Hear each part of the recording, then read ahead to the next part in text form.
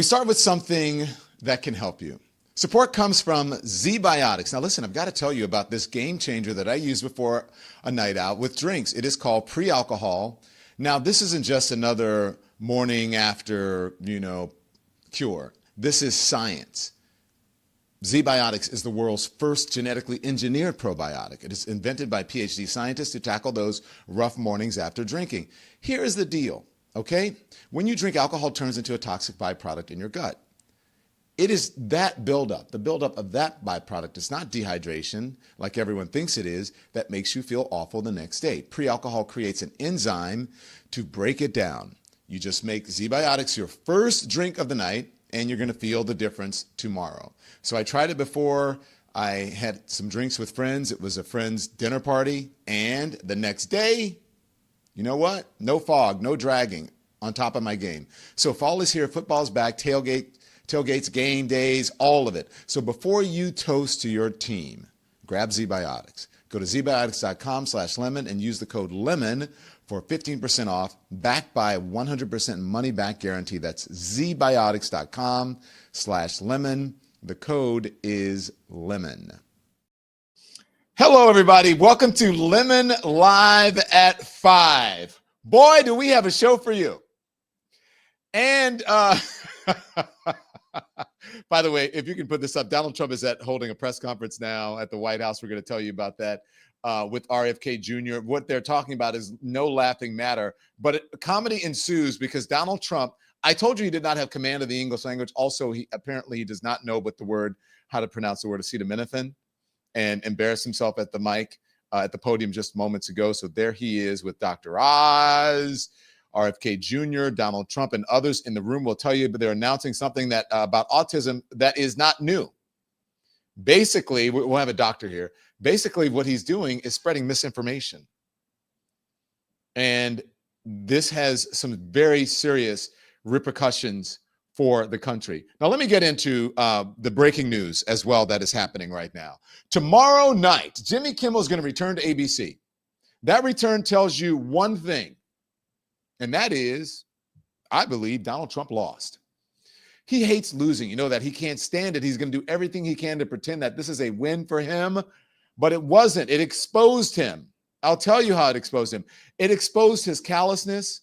A reporter asks him about Charlie Kirk's death, and then Trump starts bragging about his the new White House ballroom that he's building. A man is dead, a tragic death. Trump is talking about chandeliers. Jimmy Kimmel called it out. He called out the cruelty in this. He called out the ego, the emptiness at the center of a movement built on power just for power's sake. Donald Trump didn't like it. And then the hammer came down. The FCC chair, Brendan Carr, a Trump ally, threatens ABC. Nexstar Media and other station owners pulled the show. Billionaires cozying up to Trump for business deals, for tax breaks, for power, greed, dressed up as patriotism. And Disney, ABC, folded like a cheap suit. But here's the thing about losing that you should know. It reveals you. It revealed Trump, a man so desperate to control the story he accidentally proved the critics right. It revealed Nexstar, so eager to please power they sold out free speech for a seat at the table. It revealed every politician cheering the suspension while screaming about cancel culture on cable news. They embarrassed themselves. And maybe Disney brought Kimmel back because the stock fell. I think it was like 3% because viewers cancel Hulu and Disney Plus because the backlash was loud and the lawyers started circling. I'm sure the shareholders were like, oh my gosh, wait, what? You have a commitment that you're supposed to increase our profits. And we're down by billions of dollars. Maybe they realize that you can't claim to be in the business of storytelling if you silence the people who tell the truth. Trump will hate this. He's going to rage. He will call it a win and then demand more loyalty tests from the networks and station owners. He will try to rewrite the story because losing is the one thing that he cannot survive.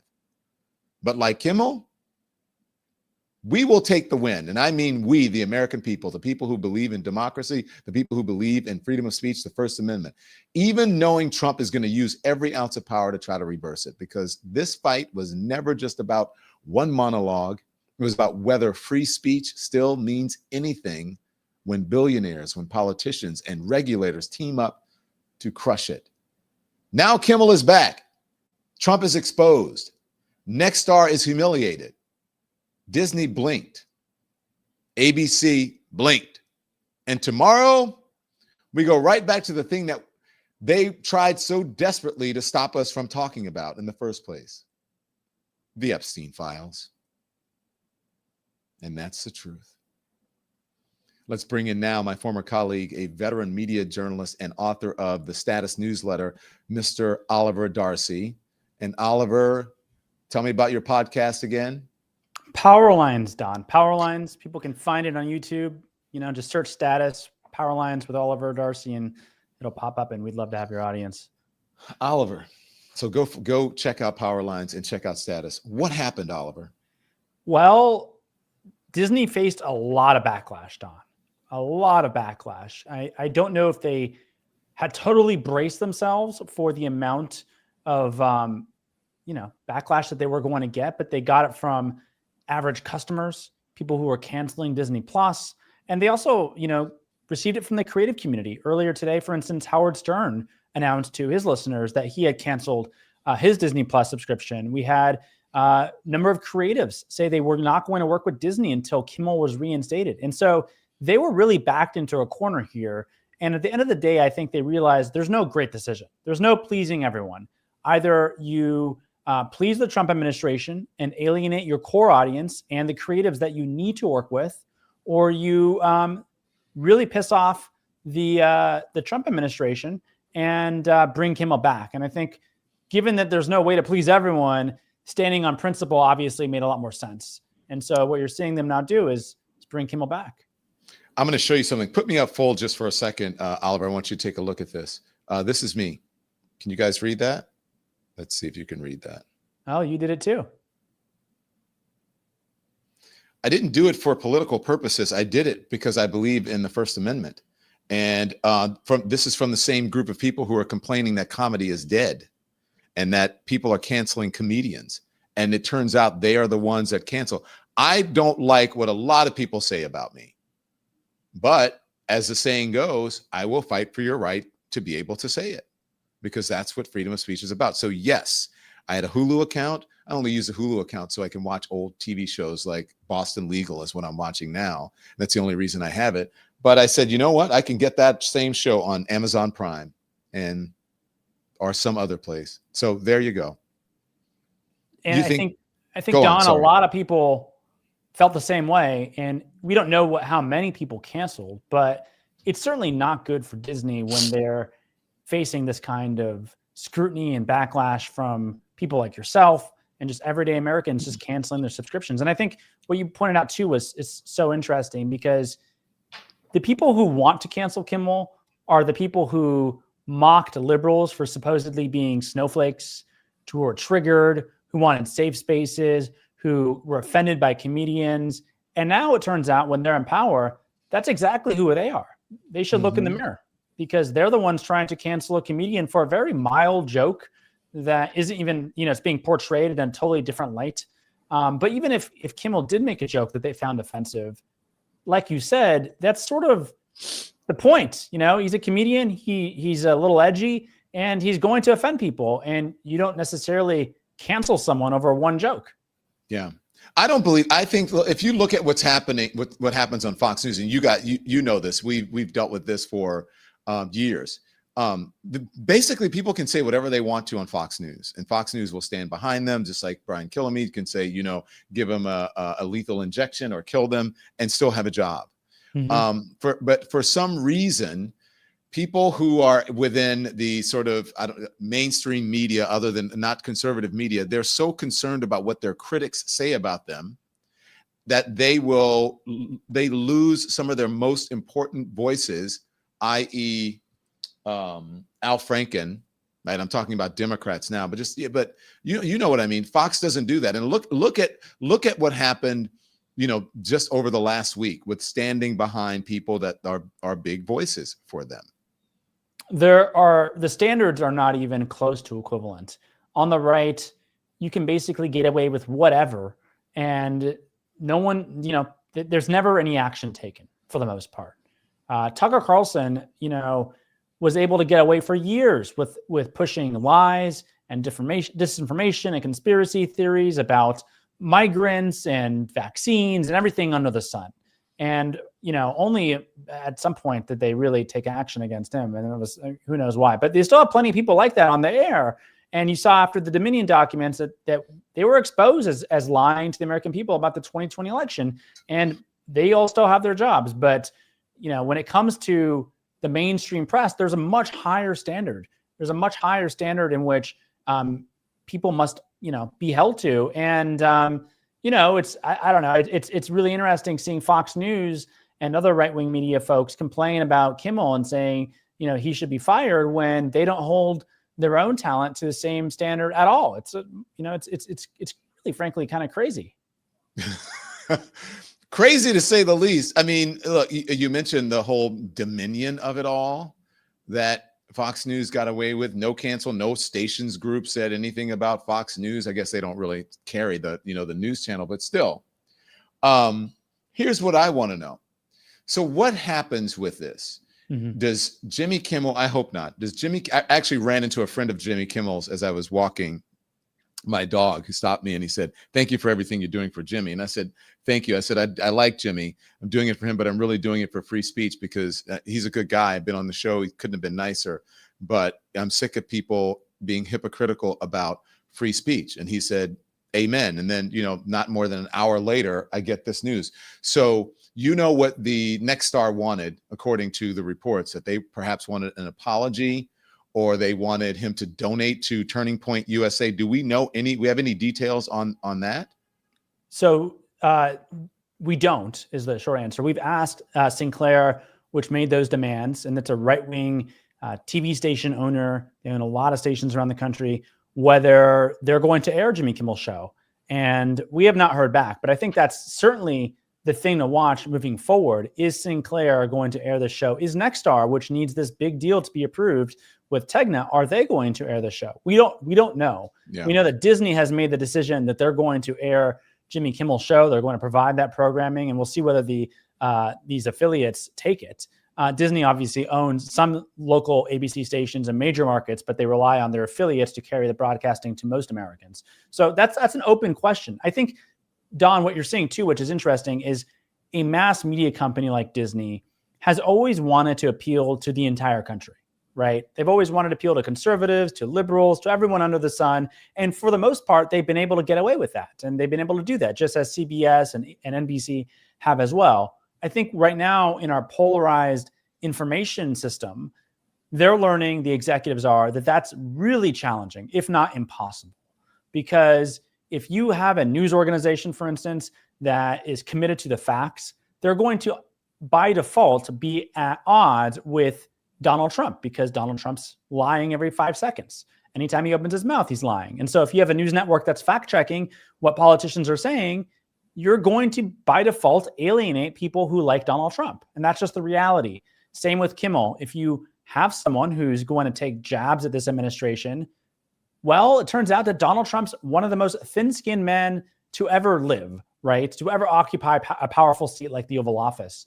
And so if you have a Jimmy Kimmel, if you have a Stephen Colbert or a Jon Stewart, you're going to alienate the president, which is going to alienate his fans. And so you can either be safe and kiss up to the president and bend the knee, and that's going to piss off the liberals who actually kind of like your show, or you are going to just have to live with the fact that you're going to be on the enemies list, so to speak, of the president and the MAGA movement. And it's really one or the other. It's going to be very challenging to appeal to the entire country. And it seems to me with this decision, Don, that Disney's kind of coming to terms with that reality. Yeah. We're joined by Mr. Oliver Darcy from the Status newsletter and also Powerlines podcast. I'm going to start calling you, just so it sticks, like Don Lemon, I'm going to start calling you Oliver Status. so people will know. I don't know if you mind that, tell me. But Oliver, I like to be factual. Yeah. So who was it reportedly demanding or asking, wondering if Kimmel would give money and apologize and give money to? Was it Nexstar, or was it the what's the other group? That was Sinclair. It was Sinclair, okay, and that's that right-wing television station owner. And they wanted they had these absurd demands. He needs to apologize to the Kirk family. He needs to donate to Turning Point USA. And then I guess they'd consider having him back on. We'll see whether they actually, if they actually enforce that here. I mean, it's very unclear still whether they're going to air Kimmel, but they did say last week that they were going to air a Charlie Kirk memorial or tribute in the Kimmel time slot. And they actually backed off doing that at the very last minute. They put that special on YouTube, but they continued airing the ABC programming. And so they've already kind of backed off what they said they were going to do. Whether they do it in terms of airing Kimmel tomorrow night, that remains to be seen. Because I doubt, Don, that Kimmel is going to make any donations to Turning Point USA. Yeah, and I don't know if he's going to apologize. I mean, maybe clarify. He may say something, in no way that I, mean to offend his family or whatever, but I don't know if that's necessary. And the reason I say that is because of this. This is what is said to have gotten him in hot water. Here it is.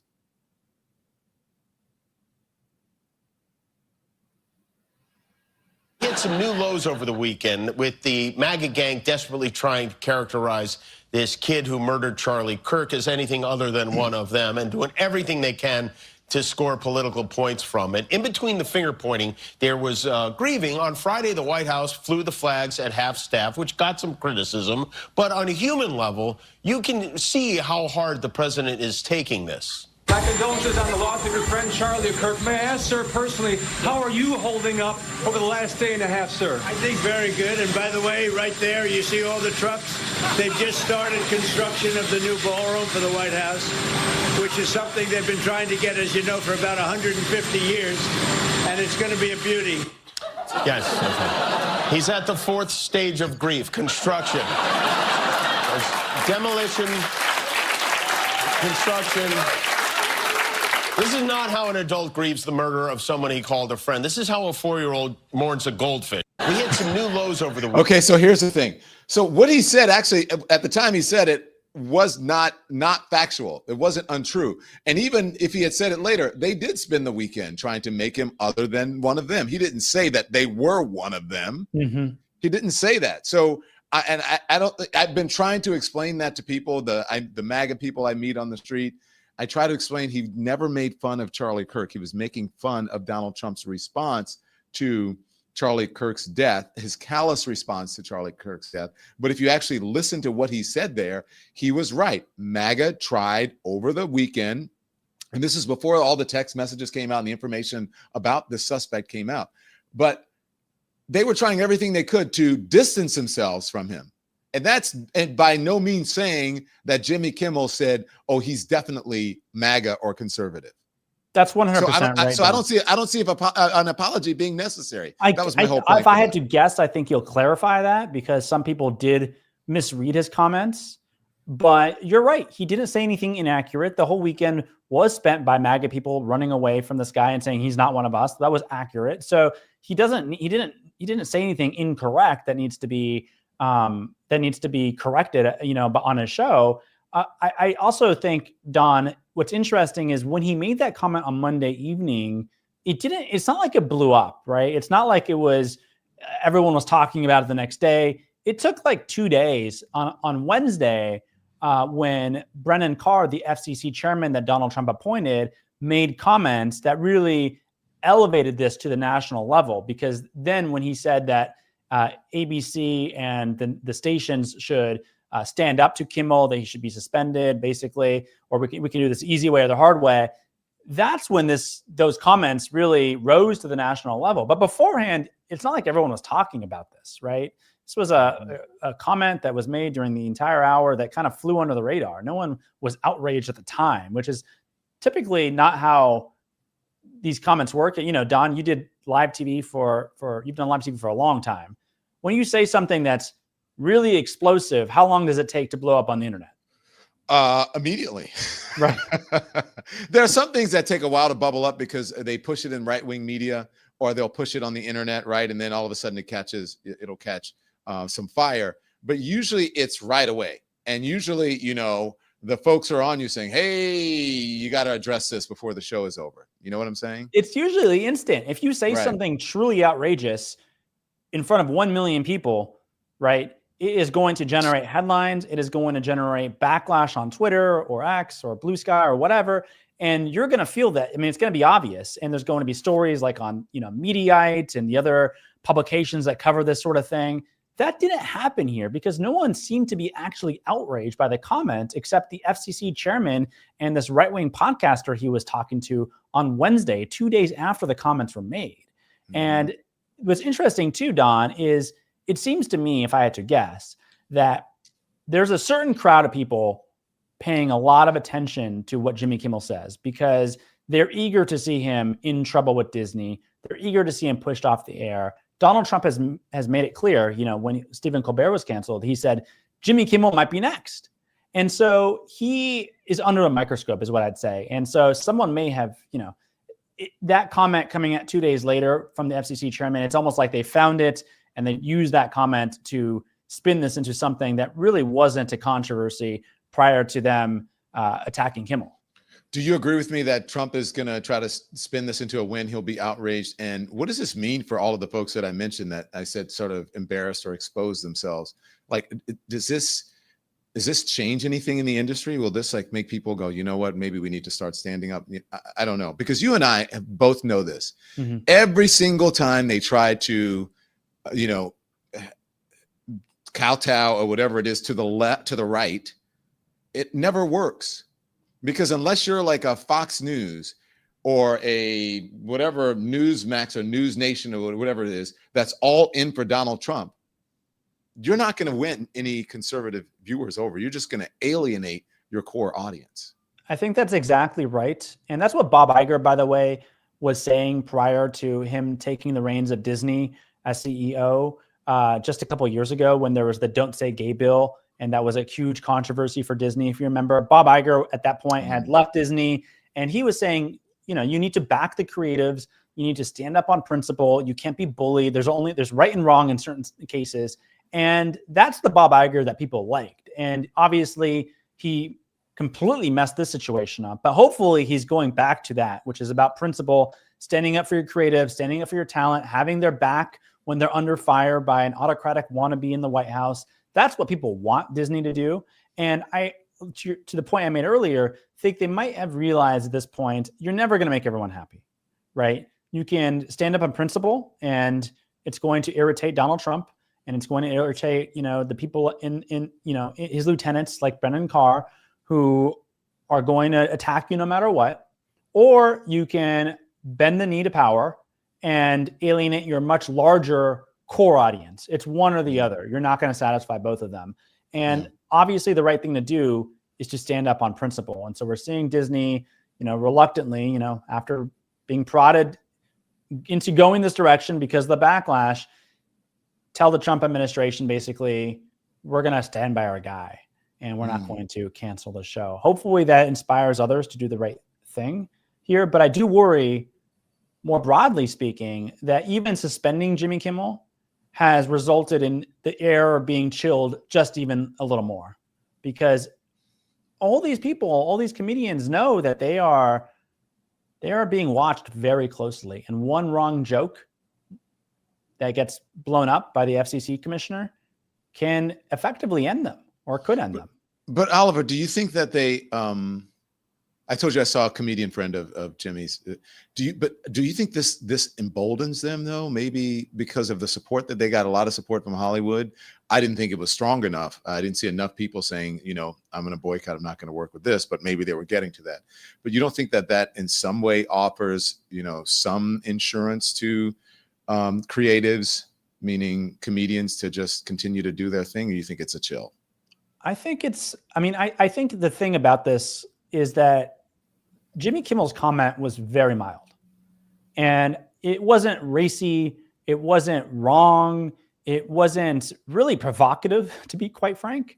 It was a very mild comment. It was a throwaway line, and it would have probably gone unnoticed had we not had Brendan Carr make threats against ABC and its affiliate groups 2 days later. And so in this case, I think it's correct that Disney is going to end up standing by their guy after throwing him under the bus in front of the entire country. But I do wonder if this were a racier comment, if this were an edgier comment, would Disney have the same response? And I don't know. And so, yes, it might result in some people thinking, okay, we're standing up finally for the talent and for the creatives and for those that believe in free speech. But also, I imagine if you're a comedian, you're thinking, wow, that one comment that wasn't even really offensive generated all this backlash. Imagine if I told an actually edgy joke about Donald Trump, right? And I think that's the broader worry. And so I do worry that all these actions end up resulting in a chill in the air still. Even when Disney put out their comment today saying they're reinstating Kimmel, they did call his initial comments insensitive. I can actually pull it up for you, but they did scold him. It was ill. What did they say? Ill-timed or insensitive or something like that. We felt some of the comments were ill-timed and thus insensitive. Yeah. So even still, they're still scolding him and saying this was not appropriate. They're covering their you know what, and they're trying not to be. They embarrass themselves. But let me just say this for everyone who is watching this. This is why it's important for you to support independent media. This is why it's important for you to support independent journalists, because we don't have, fortunately and unfortunately, we don't have the corporate folks over us, which means we don't have the big corporate contracts, right? But we also don't have the voices in our head saying you can't say that. So that's why you need to support, like, and subscribe, of course, to this show, but go to online, the Status newsletter, and sign up for the Status newsletter. Oliver Darcy does amazing work. And every time he does something, I tell him, keep going. This is great. And he's got Ari Melber now as his lead story. I'm sure it's going to be about Kimmel and what happened. That'll be up there soon. But I was supposed to be on Ari on Wednesday, but I have to move it to the next week because I got to go to DC for something. So that's my guy, Ari Melber. That's my guy right there, Oliver Darcy, Status newsletter. And the podcast is called Power Lines. Thank you, Oliver. I appreciate the kind words. And Don, next time you see me in the West Village, I expect you to say hi. I know. I was knee deep in some spicy Thai basil rice and shrimp. Fair. And you walked by with your camera and I was like, and I just let you walk by. So it was right when you were crossing, if I can tell everybody where you were crossing 6th Avenue in Greenwich. That's where you were. Okay, I wish I saw you. I thought I saw you the other week, or at least someone I was with thought they saw you the other week, and it wasn't you. But for people that don't know, I feel like I've run into you in the West Village so much, which is so strange for New York because it's such a big city. But Don and I keep crossing paths. Yeah, it's good to see you, Oliver. Thank you so much. Keep up the great work, okay? Thank you, Don. More to talk. We are gonna be joined now by some comedians, and wait till you hear what they have to say about this, and some thought leaders as well. But first, give me 2 minutes, a word from our sponsor. We're right back. Support comes from Ollie. Look, if your dog could talk, your dog would probably beg for this. The full body tail wag, the big goofy grin at mealtime. That's what I call the Ollie effect. Ollie makes real food for your pup. 5 drool-worthy flavors, all human-grade ingredients. No fillers, no preservatives, just fresh, healthy nutrition made in U.S. kitchens with quality that you want for your furry love of your life. Let's put it that way. So my dogs, Boomer, Barkley, and Gus, they love, and their favorite recipe is, they love anything. They eat it all. They like the beef. They like all of it. And honestly, healthier food means a happier dog, more energy, shinier coats, better pups. And there's a variety, so they can like it all because there's a variety. And you know those poops, right?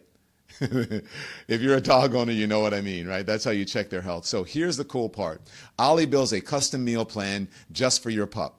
Weight, activity level, health needs, and it's the only fresh dog food that comes with unlimited routine health screening. So your dog can live their healthiest, happiest life. Go to ollie.com/lemon and take this quick quiz and then use the code LEMON for 60% off of your first box. Happiness guaranteed or your money back. That's OLLIE.com/lemon. Support also comes from lean.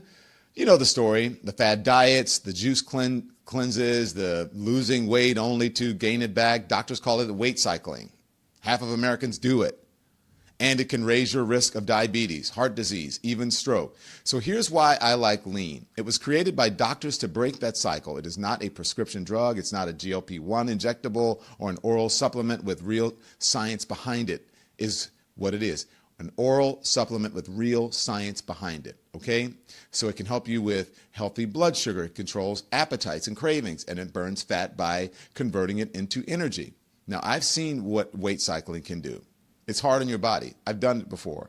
Lean helps you lose weight at a healthy pace and keep it off. So get 20% off of Take Lean. Go to takelean, LEAN.com, and use the code LEMON, okay? Take, T-A-K-E, lean.com, and use the code LEMON. Thank you to our sponsors. Welcome back. Put them up on the screen right now. The comedians are in the house. The thought leaders are in the house. The people who say it like they mean it. And let's hope they don't get us canceled or at least indefinitely suspended. I want to bring in now Francesca Fiorentini, is a political commentator, comedian, and the host of the sound just went out. Hold on, podcast. John. George Hahn's sound just went out. You hear him. Yes, you have to do my intro again. Sorry. George Hahn is a writer, an actor, and a humorist. And then also joining us is Godfrey, the one and only comedian Godfrey. What's up, dude? I don't think George can hear us. So, comedian, you're on the road. Are you performing tonight, Godfrey? Oh, I just got back from London, doing the London circuit, Leicester Square Theatre. Sold out those shows, which was awesome. Just got back yesterday. Then when I got off the plane, I went down to the Comedy Cellar, did 2 sets at 1 a.m. Yeah. Oh, yeah. Lord. Yeah. Francesca, you know, right? Relentless. You've been there.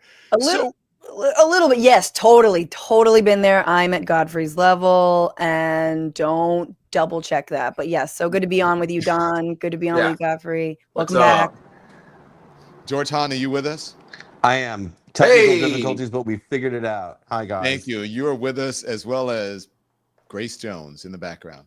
Okay, so pull up to the bumper, baby. Let's talk about this. Godfrey, when you heard about the Jimmy Kimmel, what did you think? And now that he's back, what do you think? Well, when he got canceled, I said, "Oh, what did he say?" And then I was like, "Really?" And the joke was like, he was talking. It was really Trump that was blowing off the Charlie Kirk situation. He was talking about his dumb ballroom. Right? Remember, he goes, "Well, how do you feel?" He goes, "I feel good. We have a ballroom. We're doing our ballroom." I'm like, what? I was like, that's what he did. He goes, "We have the trucks out there. It's going to be a wonderful ballroom. Isn't it going to be great?" I was like, what are you doing? Like, he blew Charlie off, and all Jimmy Kimmel said was like, "Can't you have some empathy for your guy who was, so, and that's all it was. And then we got canceled. I was like, what? But then this is the power of the people, man. People were canceling their subscriptions. I heard people going, "I'm not even going to Disneyland anymore. I'm not doing any of that." And for him to be right back, I'm looking forward to his monologue. You are. Oh, yeah. I am too. Yeah. Go ahead. Jump in. No, I'm definitely looking for. I mean, I think, the real lesson here is people still have power despite the Democratic Party being kind of a wet noodle. Thank you. Do people still have power? Thank you for saying that. I'm sorry to cut you off. No. And I think, Godfrey said it, and I think they do. And you can still take action, bit.ly/boycott Disney ABC. A good friend of mine, Nalini Stamp, is all over this campaign. Even fans, right? There are fans of Andor. You're like, I watched Andor on Disney Plus. I'm good. I know how to rise up against the Empire, and you guys are acting like the effing Empire. So let's go. There are people been protesting outside. Writers have also been protesting. And so I think, to me, the question is, we're not forgetting this. We're on alert. Everyone's been put on alert. Comedians have definitely been put on alert. I absolutely think we're going to see censors come into clubs. I'm very sure of this, that this is going to happen in the next few years. We all have edgy Trump jokes, all of us, okay? And people get scared, so either studios are going to be like, "Do you have a Trump joke? Ooh, we're going to pass on that." Or, you'll have actual, stewards of the FCC, little Brendan Carrs, running around being like, hey, you can't tell that joke. And I do think we're going to see that, and we have to push back on it. Yes. George, do you think that kind of chill? And do you think two things? Do you think Jimmy's gonna, moderate somehow? Well, that's the question I have right now. The question is Jimmy going to be, in order to be back on the air, is a condition of his being put back on the air that he has to apologize, make a donation to Talking Points Memo, or be muzzled in some way, alter his tone? Turning Point USA. I wish it was Talking Points Memo. That'd be tight. I'm sorry, Turning Points Memo. My apologies. That was C. All right. And also, Jimmy did nothing wrong. He told a joke that was maybe not the best one in retrospect, which is not a crime. All right? I didn't think it was bad. It wasn't even a bad joke. The worst thing he should have had to do was on the next night's monologue, apologize for making a bad joke, apologize if people misconstrued or I spoke out of however you want to craft it. I'm not in his writer's room, but that's the worst he should have had to endure. This was dumb, all right? And this was authoritarian, autocratic, oligarchy bullshit. And this is Brendan Carr pleasing his dear leader. And by the way, here's a little life lesson by just looking at Brendan Carr. I was today years old when I learned that Brendan Carr was 46. I thought that bitch was in his mid-60s. Being a prick will age you. It will age you. Evil people. Oh my gosh. You know, it reminded me of because I went on to Piers Morgan and it was. Oh, that was crazy, Don. And someone said to me, Don, do you realize that you and Piers Morgan are the same age and he looks 70 and you look 40? And I went and looked and we're the same age. Piers has always looked 72. Case in point. He's like Tommy Lee Jones. Tommy Lee Jones always looked 68. Yeah. Walter Matthau looked 75 when he was 20. When he was 20, right. I think grifting will do that to you, but go on. Yes. I mean, and Piers Morgan is now out here on Twitter being like, you see, it was just a suspension and now everything's fine. And so like we are being gaslit on top of the gaslighting, on top of the it's just an endless gaslighting sandwich. Money talks here. Money talk. That's it. 100%. I mean, look, Nexstar and Sinclair have not clarified that they're going to let Jimmy Kimmel back on to their like local stations. So we will see. But this is really all because not only they wanted to please the leader, they wanted to please the FCC and Trump because they wanted to grease the wheels so that our media becomes even more and more and more consolidated. There are fewer spots for people like Jimmy Kimmel, right? There are fewer spots for comedians. All of this is a massive, consolidation, which is why I do think is an attack on workers as well, not just the writers and staff and crew of the Kimmel Show, Jimmy Kimmel Live, but so many others. And I think that it's time we understand like the deals that SAG-AFTRA struck and that WGA struck were okay given the situation, but they're not good enough. There's not enough protections from AI, and there's certainly not enough protections enough from authoritarianism. Disney's gonna go whatever the way they think they're gonna make money. Okay, they want to do some inclusivity when it comes to LGBTQ plus characters, black and brown characters. Amazing, right? Cool. That's because they want our dollars. That's because they want our money. But if they want to make a move like consolidate local stations or appease Sinclair, appease Nexstar, they will fire Jimmy Kimmel. So again, we're now being told that it wasn't indefinite. Bullshit. We all saw this. They said indefinitely. This they thought because people are so loyal to Disney. I went to Disneyland like 2 years ago with my friend who used to be Mickey Mouse. She was Mickey Mouse for 8 years. Oh, congrats. So I went with her because she knew all the all the times that each character was coming out. Those were her friends. So I went and I just wanted to meet the Goofy and the Mickey Mouse. She goes, "Oh, my friend, Mickey Mouse is coming at 3:15." So I was able to just navigate and get the hell out of there. But these people in Disney, the Disney fans are super. They love Disney so much. I talked to some of the employees. They said, "Oh yeah, I've been working here 20 years. I love Disney." So they were riding on that people are going to be loyal to Disney. And it was great. People were like, you know what?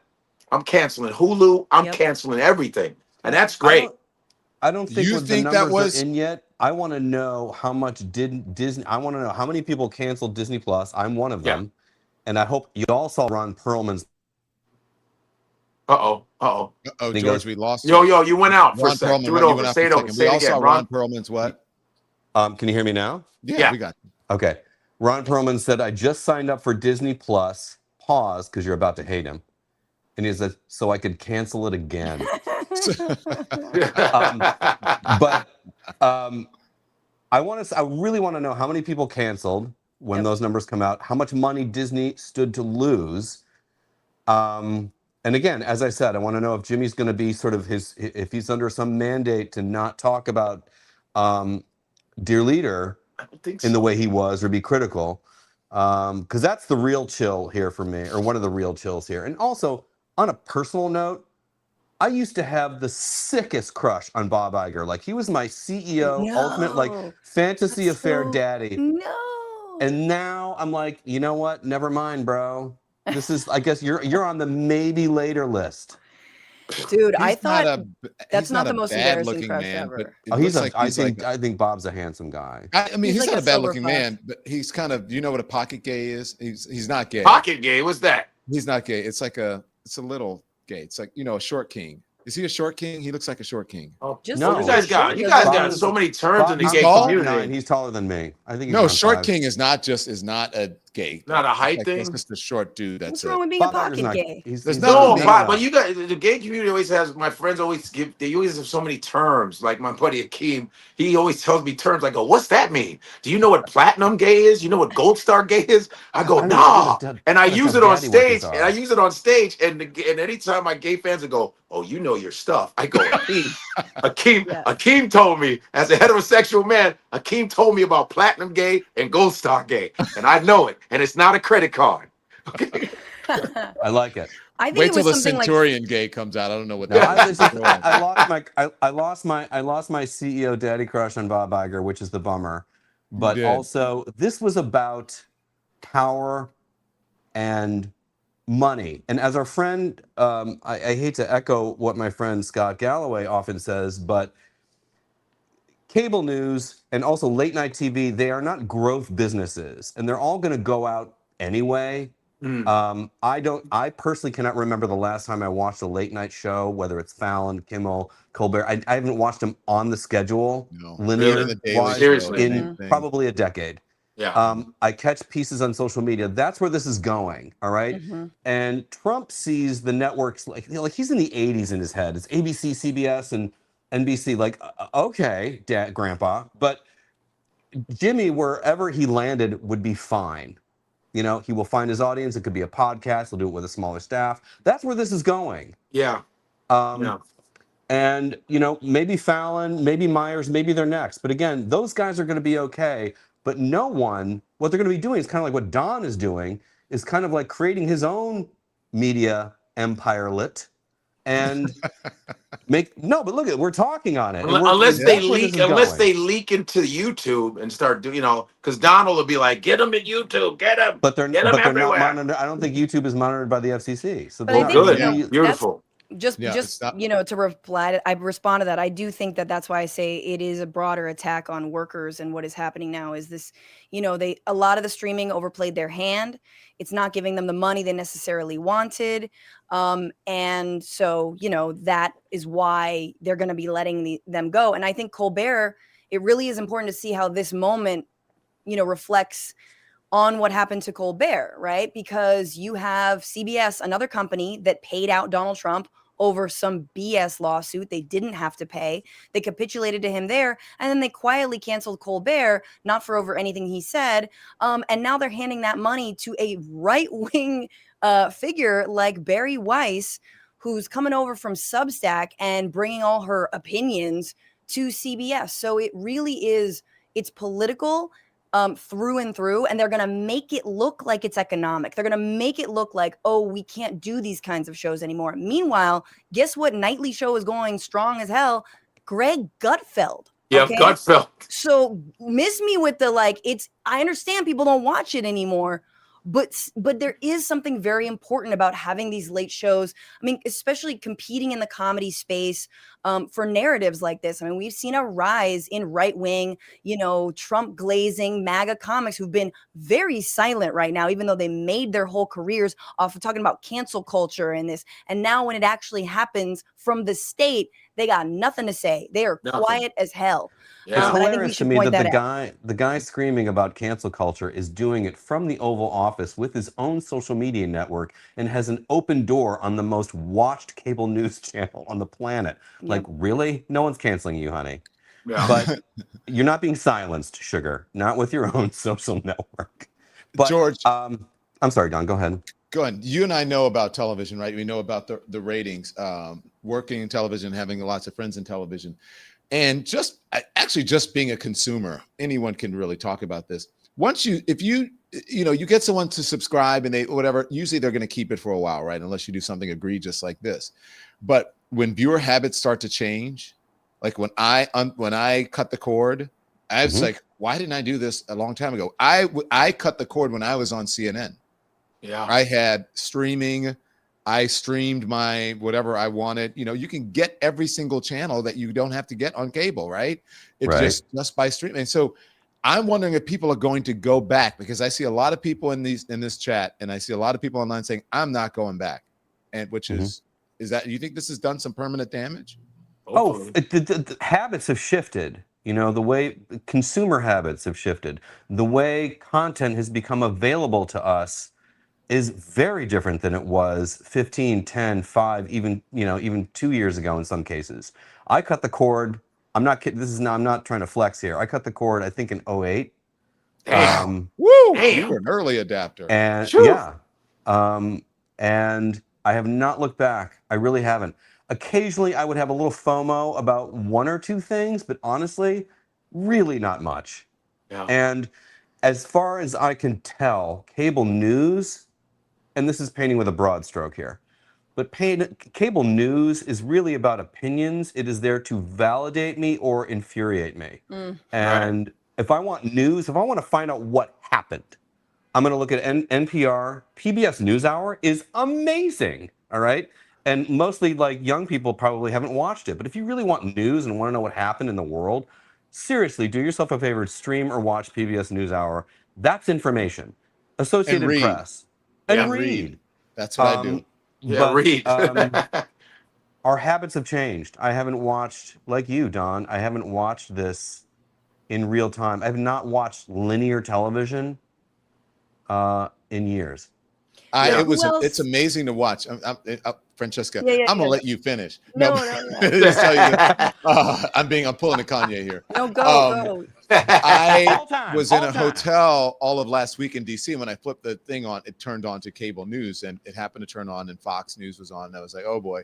But then when I looked at, I sat and I looked at it, I was around all day doing an IRL live stream, just talking to people impromptu, running into congressmen and senators in the street or in the wild and just talking to them. And then I get back and I turn it on to cable news, and I was like, wow, this really looks and feels old. Because archaic. Everyone is like, hello, welcome to. Or they're doing this. No, you're a bigot. No, you're racist. No, you're stupid. No, you're a lib. And I'm like, what is happening? It's enragement. It is enragement. Media companies, tech companies figured this out a long time ago. Scott Galloway, I narrate his weekly newsletter. It's about enragement. And tech companies figured out that that's the one thing that sells better than sex is rage. Wow.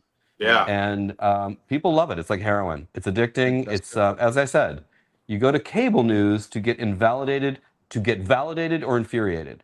But then I'm an NPR junkie, proud supporter, and the tone is like night and day. No one's yelling at each other. They're total talking. Upper West Side. The tone drives me nuts. Sometimes I listen to NPR. Like Upper West Side. What's your point? Shout out. I mean, look, I think people should support PBS and NPR, but I listen to sometimes NPR and I'm like, I think I'm MAGA now, dog. I get it. It's too calm. I'm like, I need something that's a little bit, it has a little bit of You flavor need a little and something. isn't just so down here and You everything's need a little Very hot fine. low. sauce. It's very low. And Yeah. there You need a little is, hot sauce. we Yeah. don't live in authoritarianism. Is this Everything's NPR? good. Welcome to Fresh Air. Yeah. Yeah, I yeah. love It's Terry all Gross. designed Don't to you keep dare. They're all whispering. Did I say anything bad? Everybody's just kind of like this. Hello. Now time They for all our have jazz three hour. It's names. called civility. Yeah, it can, yes, it's also civility. But one thing I was going to say is, does anyone else have like DVDs in their eBay carts right now? Because I am like, I just signed up for Disney Plus a few months ago. I got a 3-year-old daughter, and I'm like, I'm paying $20 a month because they make you pay more for no ads to watch Lilo and Stitch over and over and over again. I could just buy a DVD. What is wrong with me? I have a DVD player. It's sitting and collecting dust. So I'm just like, Well, the thing they that's- realize we can buy these movies. The thing that I want to sucked play about this Dis- for hang on, George, a second. And Francesca, I want you to respond to it because this is kind of the whole idea. This is not a new idea. This is just the latest version of it that's playing out. This is George Carlin from decades ago. Watch this. The FCC, an appointed body, not elected, answerable only to the president, decided on its own that radio and television were the only two parts of American life not protected by the First Amendment to the Constitution. And why did they decide that? Because they got a letter from a minister in Mississippi. A Reverend Donald Wildman in Mississippi heard something on the radio that he didn't like. Well, Reverend, did anyone ever tell you there are two knobs on the radio?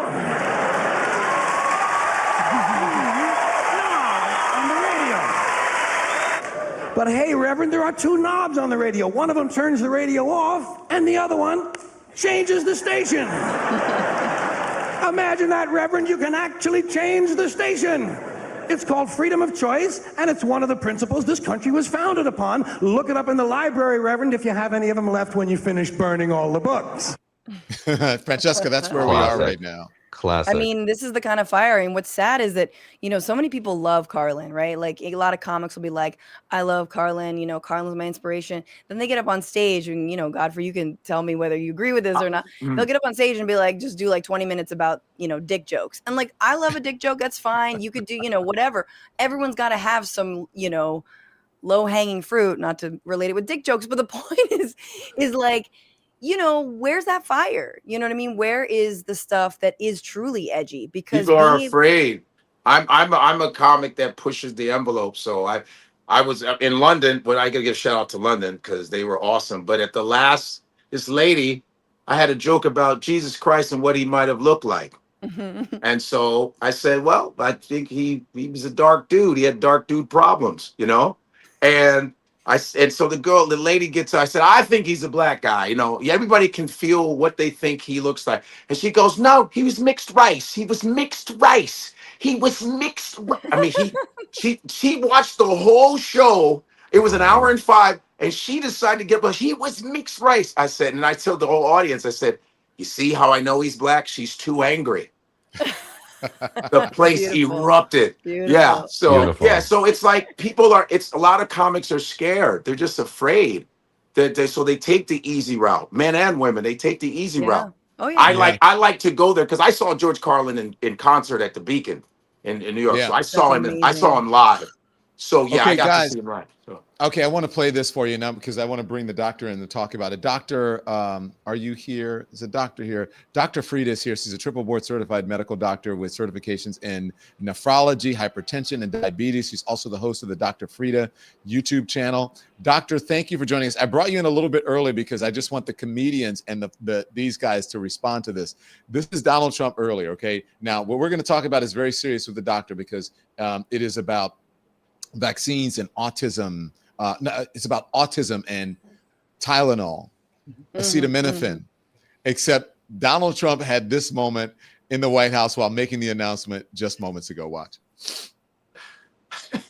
Effective immediately, the FDA will be notifying physicians that the use of let's see how we say that, acetaminophen.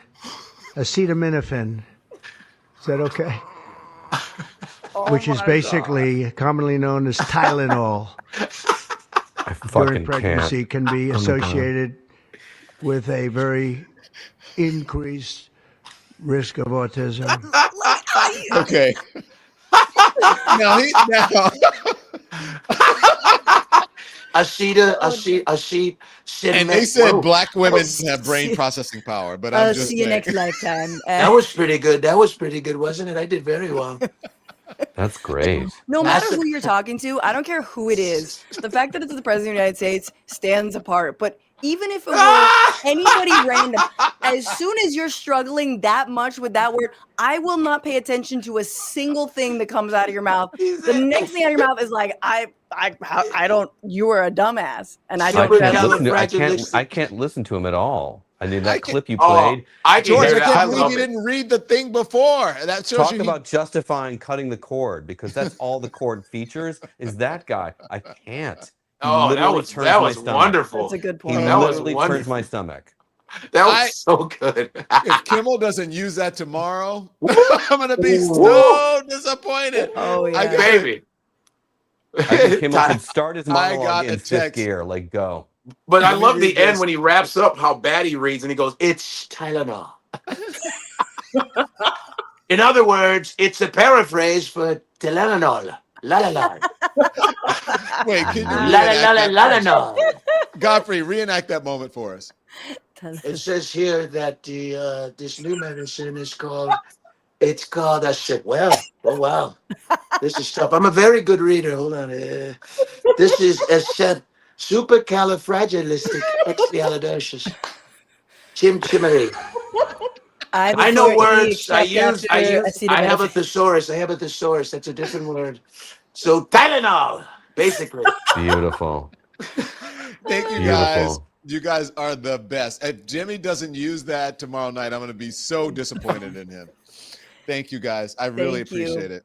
Love you, so much Don. for joining us. Love you guys. Don. You guys, Love nice you meeting you guys. You guys. Likewise. Go check out Fabulous. See you next time. Check out. Hold on. Check out Francesca Fiorentini, the Bituation Room. Yes. Godfrey has a YouTube. Yours is on YouTube, right, Francesca? Francesca, yes, youtube.com/FrannyFio. Also, October 13th, that's a Monday at the Bell House in Brooklyn. Come see me. Godfrey. October. Oh, I'm in Godfrey We Trust is my podcast. I'll be at the Cleveland Funny Bone October 3rd and 4th in Cleveland. My Yeah. hometown. What do you say? It's My his hometown. Okay, Cleveland, let's go, baby. George Hahn. Find George all over social. All over the place. Yeah. That's it. Nothing else to plug. Okay, Me? George. Yeah. Oh, Not youtube.com/George Hahn video. I'm here on YouTube also. There it is. Thank you guys. Yeah. Thank you to that, and including our guest Grace Jones, who's joining us from behind over George's shoulder. Oh yeah. Thank you all. Appreciate it. Nipple to the bottle. Pull up to my bumper, baby. That's right. Your long black limousine. Hey. Drive it in between. Come on Hey. now. Hey now. Okay, thank you. Dr. Frida, we have some very serious stuff to talk about with you about what the president announced along with RFK Jr. and Dr. Oz at the White House just moments ago. But first, 2 minutes, word from our sponsor. We're back with Dr. Frida. Support comes from Mint Mobile. Are you a procrastinator? Putting off saving money until tomorrow? That was me until I heard about Mint Mobile's 50% off unlimited premium wireless deal for new customers. Switch to Mint and your wireless bill drops to $15 a month. All plans come with high-speed data, unlimited talk and text, and you keep your phone and your number and all your contacts. You can just switch over. My team tried it, and it's as clear and reliable as the big guys, and for a fraction of the cost, though. But hurry, this deal ends September 22nd. Get 3 months of unlimited premium wireless for $15 a month at mintmobile.com/DonLemon. Upfront payment is required. Offer ends soon. mintmobile.com/DonLemon. This episode is also sponsored by BetterHelp. Now, let's be real. When life gets heavy, who do you turn to? Your group chat, random strangers, in line, at work? Okay, so some people may be fun to talk to, but when you really need help, you need to find something. BetterHelp matches you with licensed therapists online. You don't have to drive across town or sit in a waiting room. It's all from home, on your schedule. I've done therapy before. It helps you make sense of things. It helps you to set boundaries, figure out life out. BetterHelp makes it easy to find the right therapist, and If you're not feeling the first one, you can switch at any time. With over 30,000 licensed therapists, BetterHelp has helped millions of people worldwide. So get 10% off of your first month at betterhelp.com/Don Lemon. That's betterhelp.com/Don Lemon. Thanks to all of our sponsors. Okay. Thank you to all of our sponsors. Dr. Frida's here. Dr. Frida, appreciate you joining us. Can you tell us what happened today? Because Donald Trump touted this yesterday. He said, we have an announcement to make as it relates to autism. We believe that we've wiped it out or something. I'm paraphrasing, but we'll see. We think we're very close. And then he gets to the press conference today and he says, well, we don't know. We'll see. We think it's all there. We're not sure. But basically, to me, and you tell me if I'm wrong, it sounds like he is announcing, along with RFK and Dr. Oz, what would you call it? I don't know. Misinformation about Tylenol and autism that has been said before but is not proven to be true. Maybe I'm wrong. You tell me. He's presenting a complete misinterpretation of old information that is counter to all of the science, which is why I have been practically in a clinical depression. So I wish I would have had Godfrey, Francesca, and everyone else before, because laughter is medicine. But this is so serious and so heavy because they're going back and cherry picking data. And bottom line, they are suggesting that there is a causation between Tylenol or acetaminophen and pregnant mothers. There's, suggesting that it could cause autism, when honestly, we've had decades of studies to counter it. And just to give you one study, in 2024, there was a huge study published in JAMA, which is a very reputable medical journal.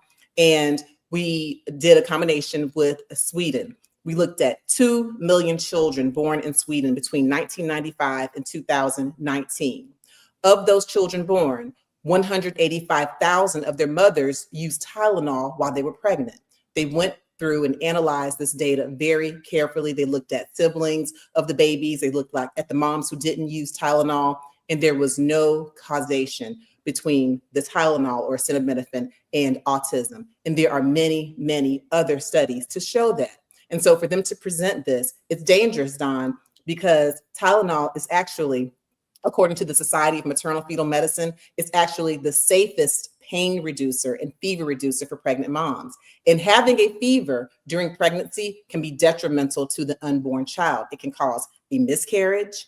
It can cause premature birth if you have an untreated fever during pregnancy. It can cause hypertension in the mom. It can cause all kinds of problems. And so what we know is that when there is confusion coming from the top, moms, parents tend to do nothing. So imagine if now you have all of these confused mothers who would rather have a fever, which is scientifically proven to be potentially detrimental to children. They'll sit there and have a fever and suffer, as opposed to taking Tylenol during pregnancy, when honestly, this data that's being presented is misinterpreted, incorrect, and quite frankly, it's dangerous to our country. I'm really ashamed in this moment.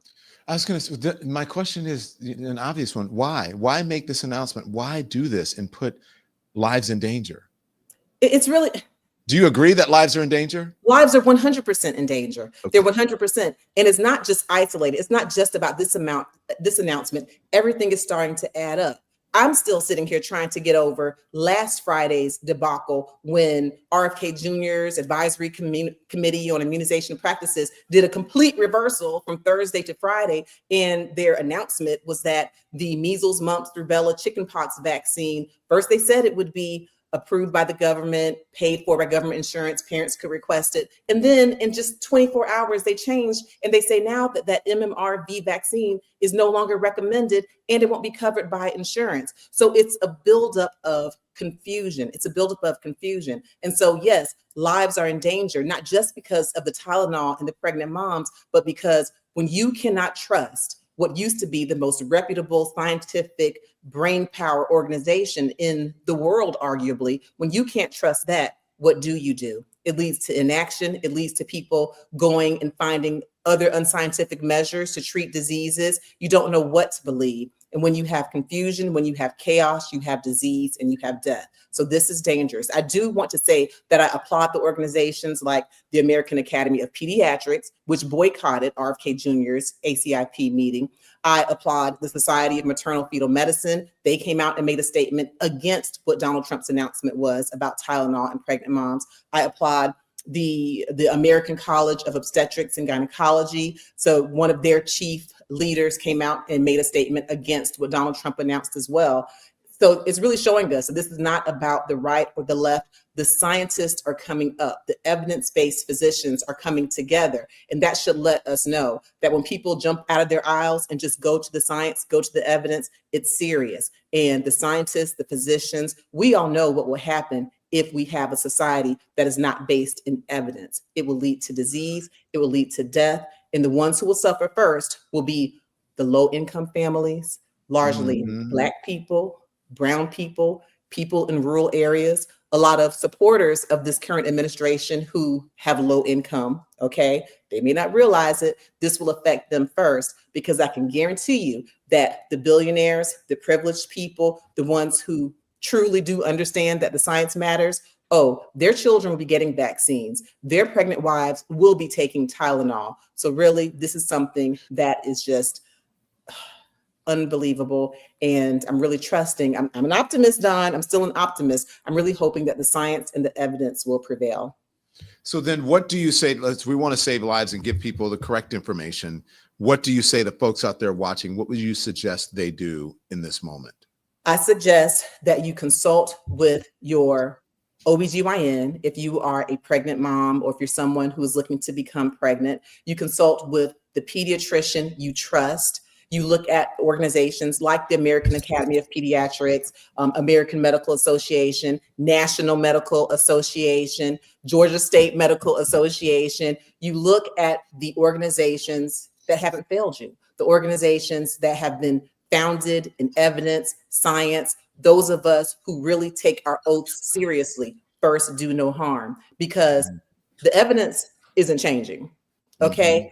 The true scientists, the medical doctors, and allow me to remind y'all that RFK Jr. is not an MD, he's not a scientist. And I was on one show, Don, talking about like the decision that was made by the ACIP, and the journalist said, well, the good news is that the final decision will be, by the director of the CDC. Well, we all know that what appears to be a qualified director, Dr. Susan Menares, was unceremoniously fired. And the replacement director is not an MD, does not have an advanced degree in public health. And so that's not really a sobering thought. So please look to your physicians you trust, look at the organizations that have been tried and true, and hopefully we will come together, and the decision makers in DC, hopefully they will make some votes and make some decisions and really put the proper qualified people in these positions at some point. So Dr. Frida, thank you. I want you to stand by, because Dr. Frida, this is such an important thing. Dr. Frida is going to join us on our members only, right? On our private live stream in just moments. If you're a member, if you're a Lemonhead or a Lemon Legend, you get to join us. You get to tell us about your take on the news. You can say whatever you want. And then I'm sure they have some questions for Dr. Frida. Dr. Frida is a triple board certified medical doctor with certifications in nephrology, hypertension, and diabetes. She's also the host of the Dr. Frida YouTube channel, which is a very popular show, over 1 million followers and subscribers there. So, Doctor, thank you. We'll see you in just moments on the members only show. That's what you get. If you're a member at a certain tier, you actually get to be a part of the show. Okay. So we'll see Dr. Frida in just moments. I want to tell you guys, if you're watching and you want to know more about the show, all you have to do is go to donlemon.com. You can find out anything you want about the show, donlemon.com. If you click watch, it'll take you right to our main YouTube channel, which is right there. And then see, you can hit the subscribe button or the join. Our memberships are extremely reasonable, and you get to be part of the show, especially if you are a certain tier member. That's important. And we keep our promises. If you've seen our members only, our Lemon Legend shows, our Lemon Head shows, you know that we keep our promises in the tiers. Okay, well, someone said in the tiers.